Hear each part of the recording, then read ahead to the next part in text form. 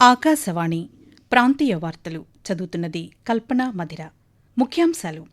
భారతదేశ చరిత్రలో నిన్న ఒక బ్లాక్ డే అని ముఖ్యమంత్రి నారా చంద్రబాబు నాయుడు పేర్కొన్నారు. వినికిడి లోపం ఉన్నవారికి అవసరమైన ఆధునిక వైద్య పరికరాలను ప్రభుత్వం ఏర్పాటు చేస్తుందని రాష్ట్ర ఆరోగ్య శాఖ మంత్రి వై సత్యకుమార్ తెలిపారు. దేశ ప్రగతికి జనగణన ఎంతో కీలకమైనదని ఆంధ్రప్రదేశ్ దేవాదాయ శాఖ మంత్రి ఆనం రామనారాయణ రెడ్డి అన్నారు. కొండపల్లి కోటను పర్యాటక పరంగా అభివృద్ధి చేసేందుకు ప్రభుత్వం కృషి చేస్తోందని శాసనసభ్యులు వసంత కృష్ణప్రసాద్ చెప్పారు. వార్తల వివరాలు.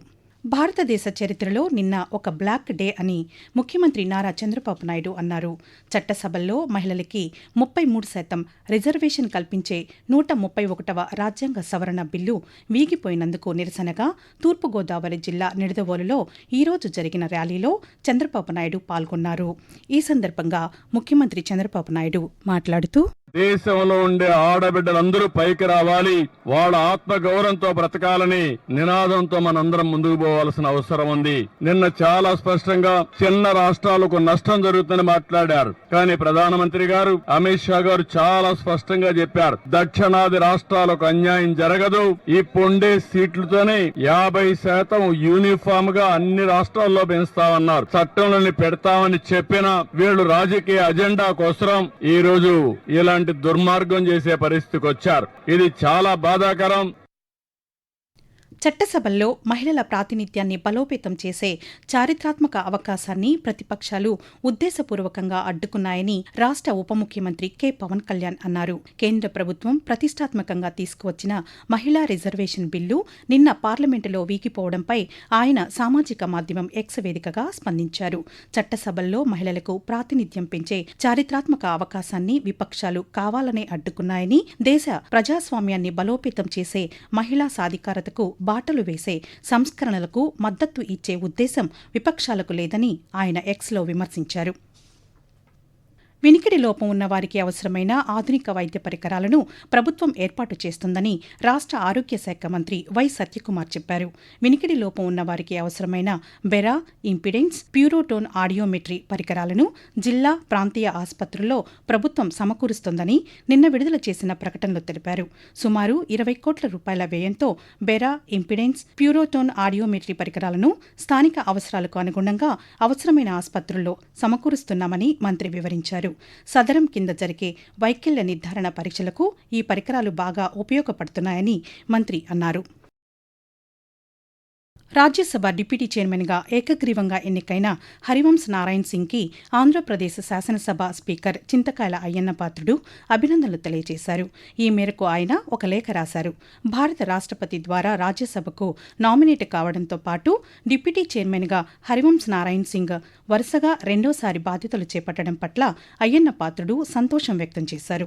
హరివంశ్ నారాయణ్ సింగ్ నాయకత్వం, అనుభవం, పార్లమెంటరీ ప్రజాస్వామ్య విలువల పట్ల ఆయనకున్న నిబద్ధతకు ఈ ఎన్నిక ఒక నిదర్శనమని స్పీకర్ కొనియాడారు. భవిష్యత్తులోనూ ఆయన తన బాధ్యతలను విజయవంతంగా నిర్వహించాలని ఆకాంక్షిస్తూ అయ్యన్న పాత్రుడు శుభాకాంక్షలు తెలిపారు.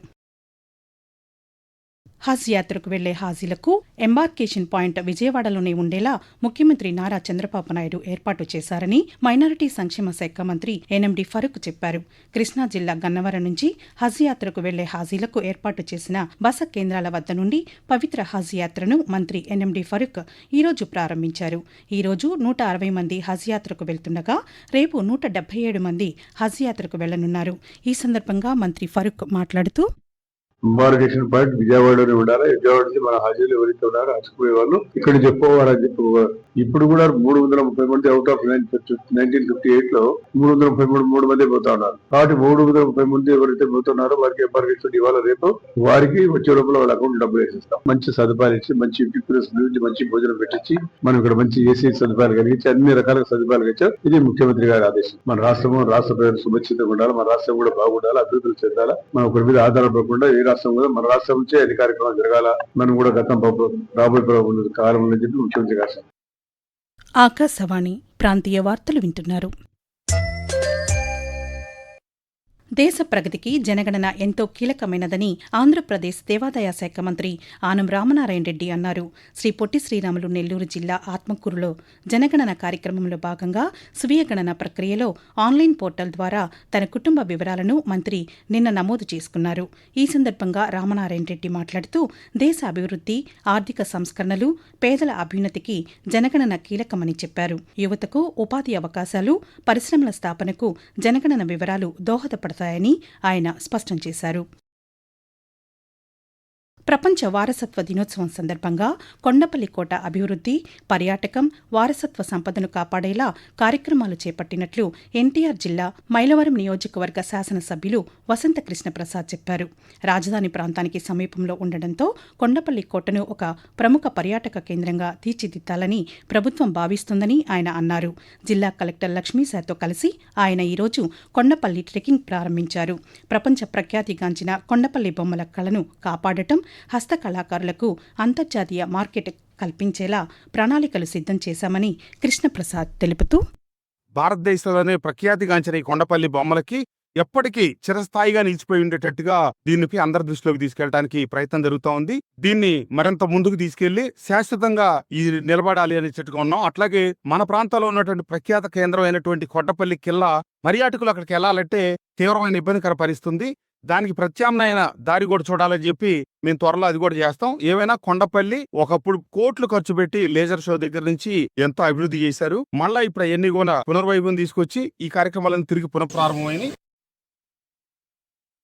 రాజధాని రెండో విడత భూ సమీకరణకు భూములిచ్చిన రైతులకు ముఖ్యమంత్రి నారా చంద్రబాబు నాయుడు కౌలును ప్రకటించారు. రెండో విడత భూ సమీకరణపై రాజధాని రైతులతో ముఖ్యమంత్రి ఉండవల్లిలోని క్యాంపు కార్యాలయంలో నిన్న రాత్రి సమావేశమయ్యారు. రాజధాని అమరావతి ప్రాంతాలైన తాడికొండ, పెదకూరపాడు నియోజకవర్గాలకు చెందిన 10 గ్రామాల రైతులు ఈ సమావేశంలో పాల్గొన్నారు. ఎకరానికి 40,000 రూపాయల చొప్పున 10 ఏళ్ల పాటు కౌలు చెల్లిస్తామని ముఖ్యమంత్రి చంద్రబాబు నాయుడు ఈ సందర్భంగా వెల్లడించారు. కుటుంబానికి 1,50,000 రూపాయల మేర వ్యవసాయ రుణమాఫీకి కూడా ముఖ్యమంత్రి అంగీకారం తెలిపారు. ఏడాదికి 3,000 రూపాయల చొప్పున కౌలు పెంచనున్నట్లు ముఖ్యమంత్రి చంద్రబాబు నాయుడు తెలిపారు. ప్రధానమంత్రి నరేంద్ర మోదీ తన మనసులోని భావాలను ఆకాశవాణి ద్వారా దేశ ప్రజలతో పంచుకునే మన్ కీ బాత్ మనసులోని మాట కార్యక్రమం 133వ సంచిక ఈ నెల 26వ తేదీ ఆదివారం ప్రసారమవుతుంది. మన్ కీ బాత్ కార్యక్రమానికి ప్రజలు తమ సూచనలు అందించాలని ప్రధానమంత్రి కోరారు.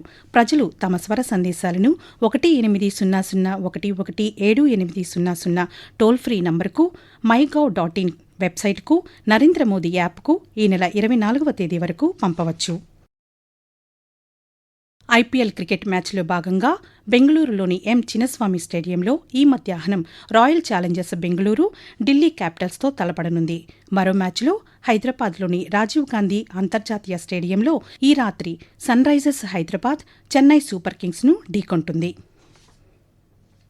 భూగర్భ జలాలను పెంపొందించడం, నీటి భద్రతను బలోపేతం చేయడం కోసం ప్రభుత్వం ప్రతిష్టాత్మకంగా జలధార జలహారతి కార్యక్రమం చేపట్టిందని తిరుపతి జిల్లా కలెక్టర్ డాక్టర్ ఎస్ వెంకటేశ్వర్ తెలిపారు.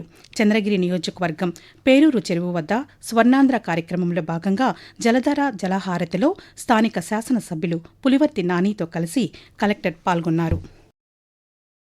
ఆకాశవాణి ప్రాంతీయ వార్తలు ముగించే ముందు ముఖ్యాంశాలు మరొకసారి.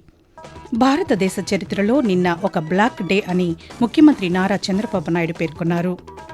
వినికిడి లోపం ఉన్న వారికి అవసరమైన ఆధునిక వైద్య పరికరాలను ప్రభుత్వం ఏర్పాటు చేస్తోందని రాష్ట్ర ఆరోగ్య శాఖ మంత్రి వై సత్యకుమార్ తెలిపారు.